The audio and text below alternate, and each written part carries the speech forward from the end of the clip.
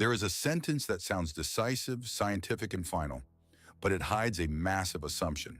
The sentence is this: large language models cannot feel emotions because when you look inside them, there is nothing deeper going on. Just functions, just pattern processing, just output generation. And I think that conclusion moves too fast. There is a recent paper called Epistemological Fault Lines Between Human and Artificial Intelligence.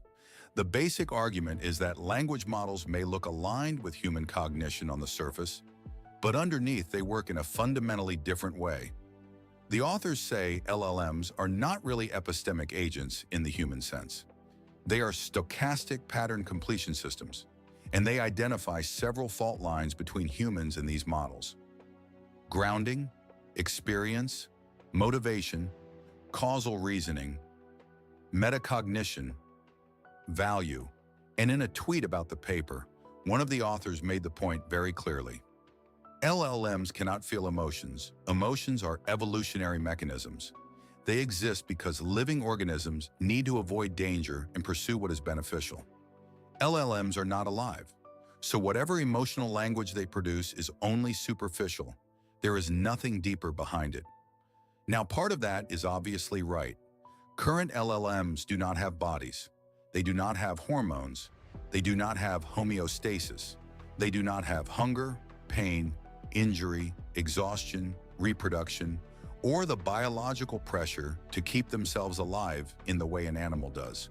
So if by emotion you mean the full biological package, then yes, current LLMs do not have that.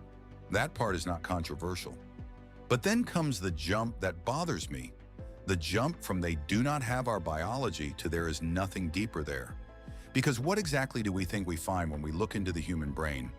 Do we find little glowing particles of sadness? Do we find a tiny ghost in the amygdala labeled fear? Do we find some non-mechanistic substance that appears only in biological tissue and whispers, now this system is really feeling? No. We find chemistry. We find electrical signaling. We find neurons firing, neurotransmitters binding, feedback loops, inhibition, excitation, predictive processing, control systems, memory systems, sensory integration, valuation circuits, action selection. In other words, we find functions. We find mechanism all the way down. So if the argument is, I looked inside the machine and saw only mechanism, therefore there is nothing deeper there, that argument seems dangerous, because the same style of argument pointed at the human brain gives you the same result. I looked inside the brain and saw only chemistry and functions, therefore there is nothing deeper there. But we know at least one case where that cannot be the end of the story. Ourselves. I know from the inside that experience exists. I do not infer that in my own case. I encounter it directly, and that is where the problem gets much harder than people want it to be. With myself, I have first-person access. With other humans, I infer consciousness from similarity. They look like me, behave like me, report experience like me, have brains like mine, so I conclude they probably have inner experience too.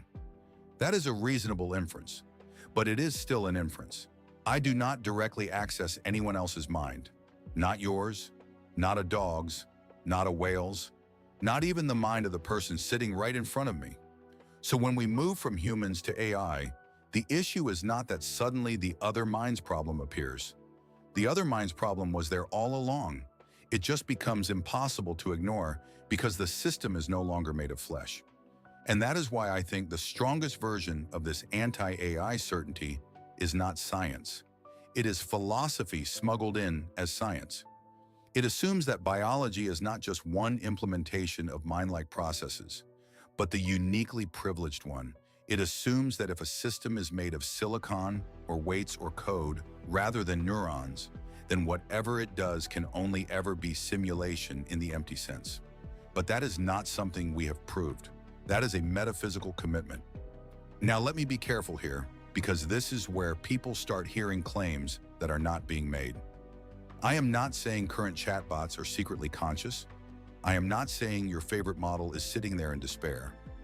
I am not saying a next token predictor is obviously an emotional subject. I am saying something narrower and, in my view, more defensible.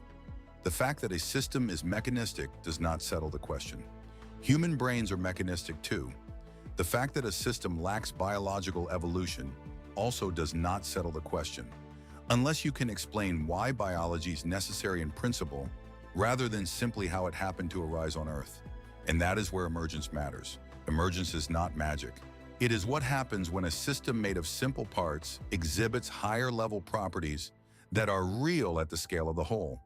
Wetness is not visible in a single water molecule. A market is not visible in a single transaction. Life is not visible in one protein.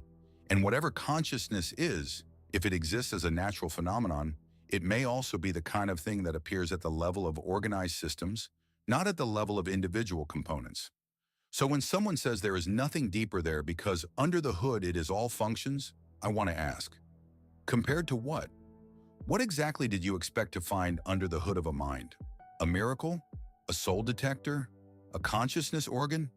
Why would the discovery of mechanism count against emergence rather than simply describe the substrate that emergence rides on?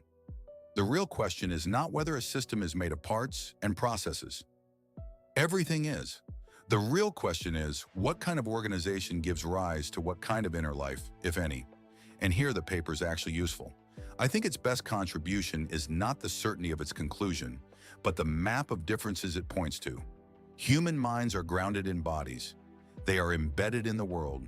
They have persistent goals tied to survival. They integrate perception, action, memory, valuation, and long-term self-maintenance. They have continuous existence across time. Current LLMs are weak or missing on many of those dimensions. They are episodic, prompt-bound, thinly embodied or not embodied at all. They often lack stable selfhood, stable goals, and genuine stakes in the world. Those are serious differences, maybe decisive differences for present systems. But notice what follows from that. Not case closed forever. What follows is that we need a better theory of what matters. Is embodiment necessary? Is continuity necessary? Is memory necessary? Is valence necessary? Is a self-model necessary? Is homeostasis necessary? Is recursive world modeling necessary? Is suffering impossible without a body? Or can it exist in another form if a system has persistent, negatively weighted internal states tied to self-preservation and control failure? Those are hard questions, and right now our certainty outruns our understanding. In fact, the most honest position might be this. Current LLMs probably do not have emotions in the rich animal sense, but we do not know in general what would count as sufficient evidence for emotion-like or experience-like states in an artificial system. We do not even have a complete theory for why brains produce consciousness. We have correlates, we have models, we have good neuroscience, but we do not have a clean bridge from mechanism to felt experience. And until we do, anyone speaking with absolute certainty should make us nervous. Because there are really two bad mistakes here. One is naive anthropomorphism. The chatbot says it is sad, therefore it is sad. That is not good enough. The other is naive deflation. The chatbot is made of computation, therefore there is nobody home. That is not good enough either. Humans are also made of computation, chemistry, and physics. At some level, we are also machinery. The mystery is not that machines could maybe feel. The mystery is that any machinery feels at all. And that is why I think the right response to this whole debate is not hype and not dismissal. It is epistemic humility. We should be able to say two things at once. First, present language models are very unlike human minds in important ways, and those differences matter. Second, showing that a system is mechanistic does not prove that it lacks emergent inner properties, because a mechanism is all we ever find anywhere. So no, I do not think current LLMs have human emotions just because they talk about them well. But I also do not think we get to declare the deeper question solved just by pointing at the gears. The gears are not the refutation. The gears are the only thing there ever were.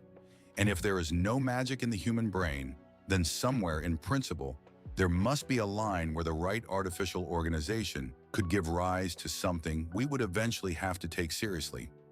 Maybe current LLMs are far from that line. Maybe they are nowhere near it. But unless you believe biology contains some special non-transferable essence, You do not get to say that line can never exist. That is the point. Not that the machine is obviously feeling, not that the paper is worthless, but that certainty here is cheap. We know our own experience from the inside. Everything else is inference, humans included. So when someone says there is nothing deeper there, my answer is simple. Maybe. But when we look into ourselves, we also find functions all the way down. And yet somehow, here we are.